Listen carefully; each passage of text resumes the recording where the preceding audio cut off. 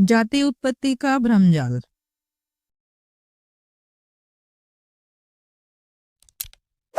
लेखक राजीव पटेल, पटना बिहार।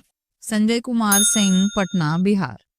भारतीय इतिहास के प्राप्त अवशेषों और परंपराओं को देखने से स्पष्ट रूप से पता चलता है कि 800 ईस्वी से पहले की सभ्यता जाति रहित थी और कर्म प्रधान थी। इसके अतिरिक्त 800 ईस्वी से पूर्व जितने भी सम्राट हुए हैं, सबों ने अपने आप को ब्राह्मणी वर्ण व्यवस्था और जाति व्यवस्था से बिल्कुल अलग रखा था, क्योंकि उनके प्राप्त सिक्कों और अभिलेखों में अन्य सभी तथ्यों की चर्चा है, परंतु जाति वर्ण की चर्चा नहीं है।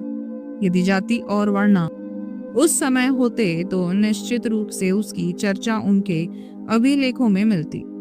वे लोग सिर्फ और सिर्फ अपने पूर्वजों के नाम या स्वयं के नाम पर वंश परंपरा बनाकर सामाजिकता का निर्वहन किए और इसकी चर्चा अभिलेखों में भी किए हैं।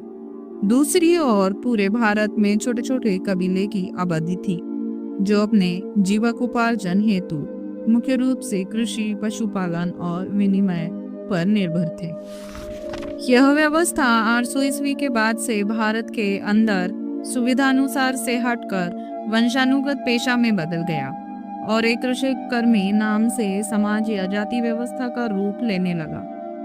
इस कृषि कर्मी समाज को गुजर बसर करने वाली जाति के नाम से भी संबोधित किया जाता था। आगे चलकर इसी कृषि कर्मी शब्द का विशेषण या अपभ्रंश होते होते कृषक कन्वी, कृषक कुटुंबी, कृषक कुनबी, कृषक कापू, कृषक कुर्मी, कृषक कोयरी, कृषक कंबा, कृषक गुज्जर जैसे अन्य नामों से संबोधित होने लगा, जो आज के समय में एक जातियों का समूह बनकर भारतीय सभ्यता और संस्कृति के रूप में समाहित हो गया है। इसी का दुष्परिणाम है कि आज भारत में कृषि कर्मी प्रजाति बहुसंख्यक होते हुए भी इकट्ठे नहीं हैं और विभिन्न नामों से विगत 100 से 150 सालों से अपने आप की स्वतंत्र पहचान बनाए रखने में विश्वास करते हैं, जबकि आप इतिहास के कालखंड में आज से 200 से 500 वर्ष पूर्व जाकर देखेंगे, तब यह बहुसंख्यक कृषि कर्मी एक ही नाम खतिये, बाद में खेतीहर या कृषक पाली और संस्कृत अनुसार परिवर्तित से संबोधित होते थे। इस प्रकार से देखा जाए तो कृषि कर्मी समाज का मुख्य लक्ष्य था। धरती का सीना चीर कर सभी लोगों के लिए भोजन की व्यवस्था करना कितना उच्च विचार था कृषि कर्मी समाज का। लेकिन इसी अच्छी और मेहनतकश समाज की अच्छी और नेक सोच पर उस ठग और धूर्त ब्राह्मणी व्यवस्था की कुदृष्टि पड़ गई।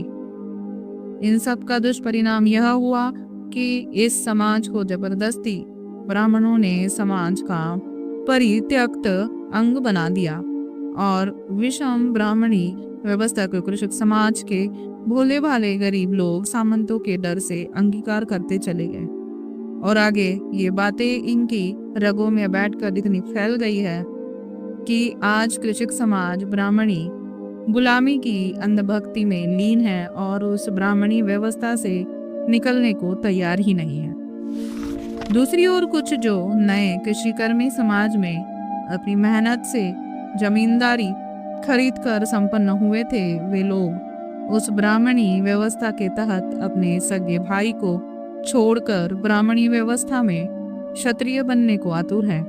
यानी एक और तो अपनी गरीबी, मजबूरी और अशिक्षा से दूसरे के द्वारा सताया गया सगा भाई है, जो आज भी मजबूरी में मानसिक गुलामी में जी रहा है। दूसरी ओर क्षत्रिय बनने को आतुर भाई है, जो जानबूझकर उस गुलाम की मानसिकता से निकलना ही नहीं चाहते हैं। आज उनको ब्राह्मणों की गुलामी छोड़ स्वाभिमान के साथ जीने की जरूरत है। आज के कुछ संपन्न कृषक कर्मी अपनी पहचान को बदलकर उस ब्राह्मणी व्यवस्था में क्षत्रिय बनकर अपनी झूठी अकड़ पकड़ बनाने में व्यस्त है।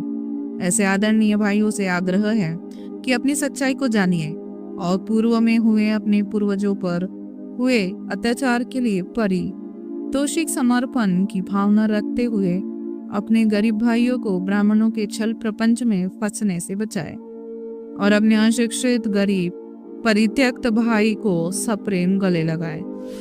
हो सकता है कि एक दूसरे भाई के बीच बिगड़े संबंधों की दूरियां पुरानी पड़ने की वजह से शुरुआत में कठिनाई भी आए, लेकिन किसी काम में लगातार प्रयास करते रहना ही सफलता का मूल मंत्र होता है। क्या आज हम लोग पुनः उस ब्राह्मणी व्यवस्था की मानसिक गुलामी, क्षत्रिय और शूद्र से निकल कर एक दूसरे को एक नाम से कृषक या कृषि कर्मी संबोधित नहीं कर सकते हैं? आत्मदीपो भव।